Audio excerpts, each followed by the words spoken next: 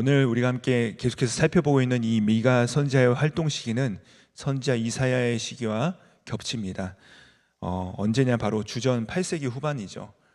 이때가 어떤 시절이냐면은 이 이스라엘과 유다가 이 아수르로부터 그들의 이 나라의 존폐 위기를 맞이했던 때입니다. 이 시기에 이미 사실 북이스라엘은 전쟁에서 패배를 했고, 그래서 친이스라엘 파의 왕이었던 호세아를 세웠습니다. 즉 북이스라엘 왕의 왕조는 그냥 명맥만 유지하던 때였고요. 사실 그 완전한 멸망은 곧 시간 문제였던 것이죠. 바로 이런 시기에 농업지대에서 농사를 짓고 있었던 오늘 말씀의 선지자 미가가 하나님께서 그를 선지자로 쓰셔서 그를 부르십니다. 그래서 이스라엘의 멸망은 그들이 잘못해서 어떤 정치를 잘못해서 군사력이 약해서가 아니라 하나님의 징벌이며, 유다 역시도 너희가 하나님의 말씀을 듣지 아니하면 똑같이 멸망하게 될 것이다 라는 그 말씀을 예언하는 것입니다. 자, 우리 다시 한번 1절의 말씀 같이 한번 읽어보도록 하시겠습니다. 시작. 내가 또 이르노니 야곱의 우두머리들과 이스라엘 족속의 총치들아, 들으라. 너희 정의를 하는 것이 너희의 본분이 아니냐.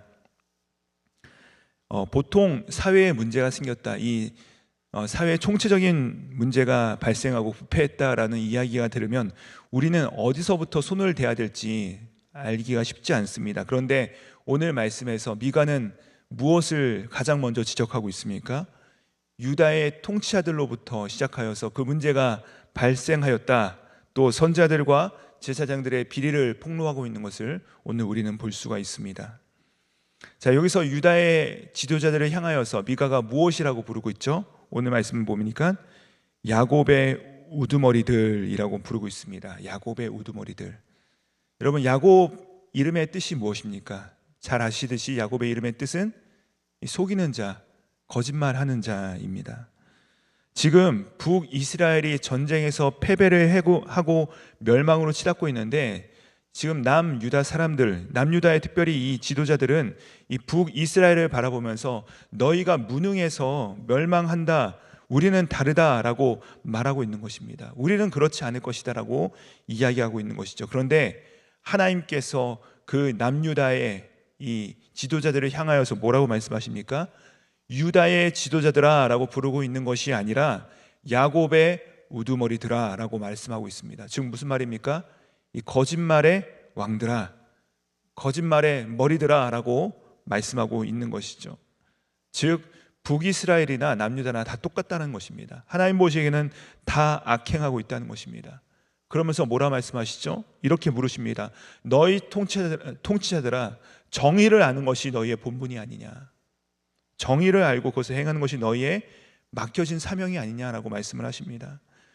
지금 너희들은 내가 너희에게 주는 본분이 무엇인지에 대해서 다시 한번 깨달으라, 다시 한번 기억하라, 이렇게 말씀하시는 것이죠. 자, 하나님께서 유다의 지도자들을 세우신 이유가 무엇입니까? 세상은 아담 이후로 타락해서 다 죄성을 가지고 있죠. 다 본인이 원하는 대로 살아가고자 하는 그런 욕망들이 다 가지고 있는 것입니다. 그래서 하나님께서는 이 세상이 정말로 그 악으로 치닫는 것을 막기 위해서 일반 은총을 허락하시는데, 그것이 바로 국가입니다.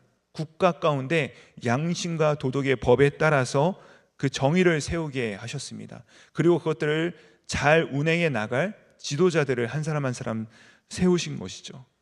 그것이 바로 이 통치자들의 역할입니다. 국가를 정의롭고 바르게 하나님께서 주신 그 일반 은총에 따라서 잘 운영해 나갈 수 있도록 하는 것이 바로 이 지도자들의 역할인 것이죠. 자, 하나님께서 그들을 그 자리에 세우셨는데, 근데 그들이 지금 어떻게 된 것이죠? 이 정의와 공의를 실현하며 나아가는 것이 아니라 오히려 더 큰 악의 세력이 되어버렸다라고 하나님께서 이들을 책망하고 있는 것입니다. 그러면 어떻게 그들의 그 정의와 공의를 세우지 않고 자신들의 원하는 대로 행하고 있는가? 그것이 바로 2절과 3절에 나오는데, 우리 같이 한번 읽어보도록 하시겠습니다. 시작. 너희가 선을 미워하고 악을 기뻐하며 내 백성의 가죽을 벗기고 그 뼈에서 살을 뜯어 그들의 살을 먹으며 그 가죽을 벗기며 그 뼈를 꺾어 다지기를 냄비와 속 가운데 담을 고기처럼 하는도다. 지금 백성을 바라보고 있는 이 유다 지도자들의 관점을 무엇이라고 지금 말씀하고 있죠? 마치 자신들이 먹을 양식처럼, 자신들이 먹을 고기처럼 그 백성들을 생각하고 있다라고 말씀하고 있습니다. 하나님께서 그들을 세우시고 사랑과 공의로 하나님께서 이 땅을 다스리는 방식으로 그들을 대하라고 말씀하셨지만, 이 유다의 지도자들은 백성들을 사랑의 대상, 이 섬김의 대상으로 바라보는 것이 아니라 자신들의 욕망을 채울 그 대상으로서 이들을 바라보고 있다라고 지적하고 있는 것이죠. 그리고 그 백성에 대한, 그 통치자들에 대한 하나님의 심판을 무엇이라 말씀하시냐? 4절 말씀인데요, 우리 같이 한번 읽어보도록 하겠습니다. 시작. 그때 그들이 여호와께 부르짖더라도 응답하지 아니하시고 그들의 행위가 악했던 만큼 그들 앞에서 얼굴을 가리시리라. 하나님의 심판을 무엇이라 말씀하시죠?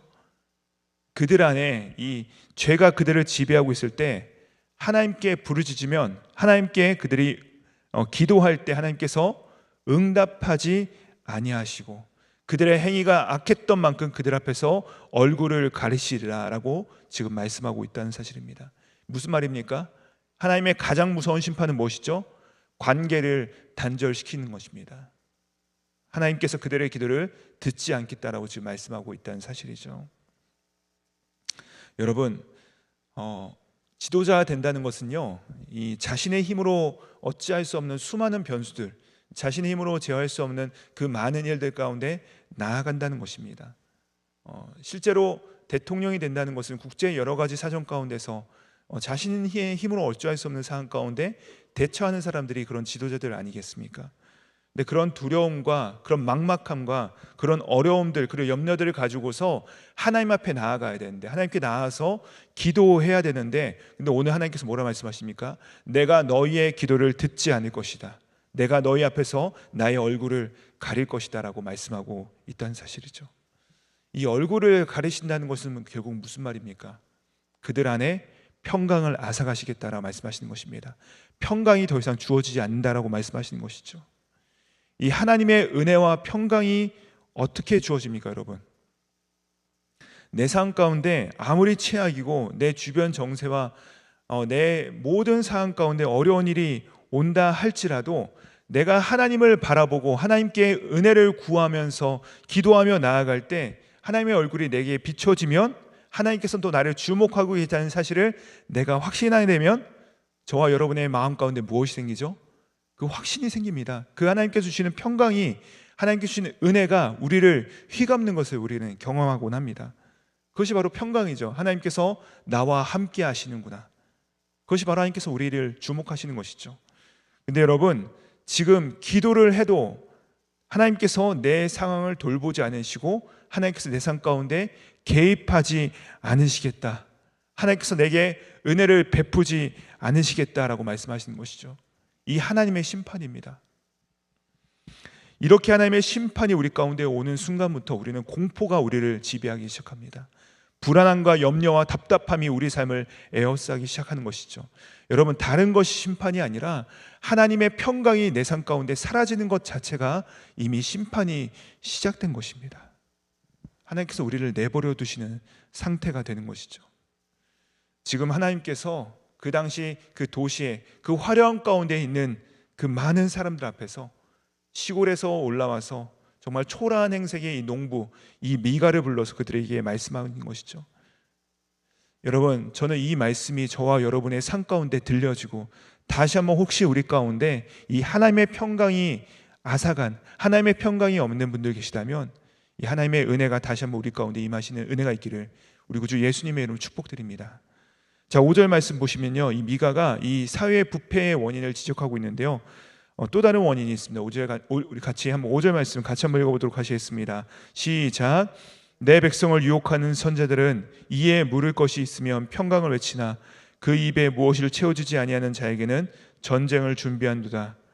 이런 선자에 대해서 여호와께 이르시되. 지금 바로 앞에서는 유다의 통치자들에 대해서 하나님께서 지적을 하셨다면, 지금부터는 하나님께서 선지자들에 대해서 심판하고 계신 것을 우리가 볼 수가 있습니다. 여러분, 그 사회 안에서 어떤 정치 지도자들의 잘못에 대해서 이것을 견제할 수 있는 장치가 무엇이겠습니까? 바로 선자들이죠.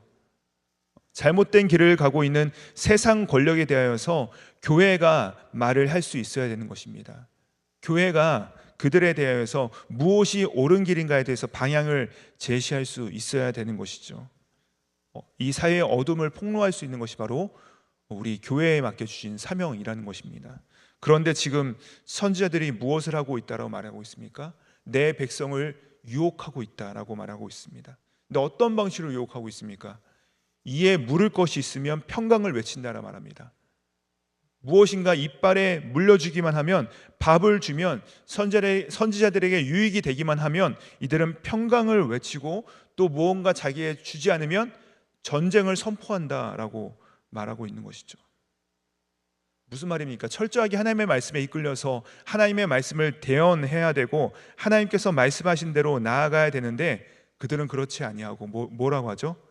자신의 배가 요청하는 대로, 자신의 마음이 원하는 대로, 또 자신에게 유익이 되는 대로, 자신에게 경제적 이익이 생기는 것에 따라서 움직이기 시작했다라고 말씀하고 있는 것입니다.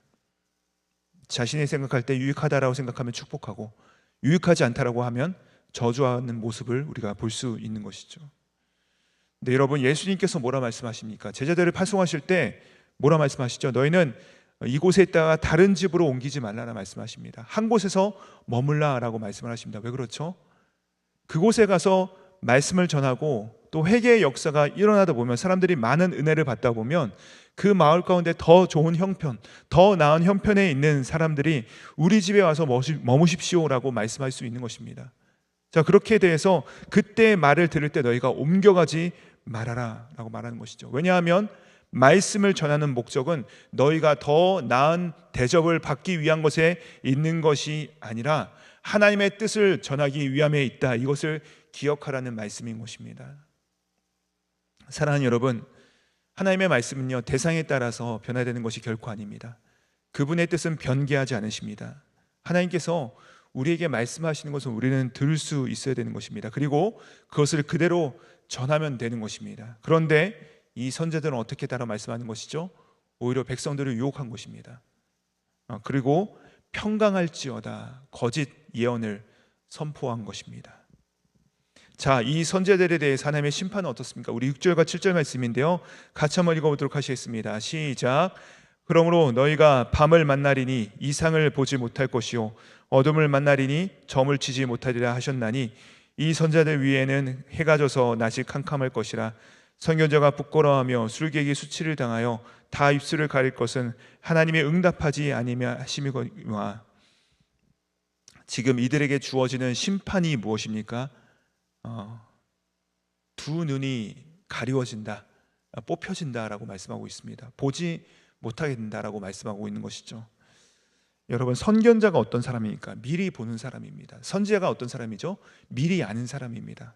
근데 이상과 환상을 너희가 더 이상 보지 못할 것이다, 밤을 만나다, 이 어둠을 만난다라고 지금 말씀하고 있는 것이죠. 그러니까 하나님의 말씀이 더 이상 들려지지 않게 되고 보이지 않게 되는 상황을 만나게 되는 것입니다. 그래서 이들이 계속해서 수치스러운 행동, 부끄러운 행동을 함에도 불구하고 자신을 보지 못하는 것이죠. 또 자신이 이야기하는 것이 무슨 이야기인지 더 이상 모르게 되는 철저한 그 완전한 어둠 가운데 가려지게 될 것이다 라고 말씀하고 있는 것을 볼 수 있습니다. 자, 그런데 이러한 선지자들과 달리 미가는 자기 자신에 대해서 이렇게 얘기합니다. 8절 말씀인데요, 제가 한번 읽어드리겠습니다. 오직 나는 여호와의 영으로 말미암아 능력과 정의와 용기로 충만하여 줘서 야곱의 허물과 이스라엘의 죄를 그들에게 보이리라. 지금 본인은 이 성령으로 충만해서 능력과 정의와 용기로 충만해져서 이 세대를 향하여서 그들의 죄를 폭로하리라 라고 말씀하고 있습니다. 사랑하는 여러분, 오늘 우리가 함께 기도하실 때 정말로 우리 모두가, 특별히 교회가, 특별히 이 시대 모든 목회자들이 이 미가 선지자 같이 되게 해 주십시오라고 함께 기도해 주시기 바랍니다.